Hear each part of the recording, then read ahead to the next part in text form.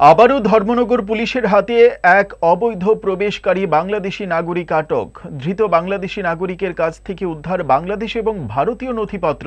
গোয়েন্দা পুলিশের কাছে খবর আসে ধর্মনগর শহরে দীর্ঘদিন যাবৎ মাছ বিক্রি করে আসছে এক অবৈধ প্রবেশকারী বাংলাদেশি নাগরিক। সেই খবরের ভিত্তিতে রবিবার পুলিশ শহরের বাবুর বাজার এলাকা থেকে মাছ বিক্রি করতে থাকা লুকু মিয়া নামে এক ব্যক্তিকে আটক করে থানায় নিয়ে যায়। জানা গেছে সে বাংলাদেশি নাগরিক দীর্ঘ কয়েক বছর পূর্বে অবৈধভাবে ভারত বাংলা সীমান্ত টপকে ভারতের মাটিতে প্রবেশ করে সে তারপর ধর্মনগরের শহরের সিগন্যাল বস্তি এলাকা থেকে মাছের ব্যবসা শুরু করেন। পুলিশ তার কাছ থেকে বাংলাদেশ এবং ভারতের বিভিন্ন নথিপত্র উদ্ধার করেছে। পুলিশ পাসপোর্ট অ্যাক্টে একটি মামলা হাতে নিয়ে তদন্ত শুরু করেছে।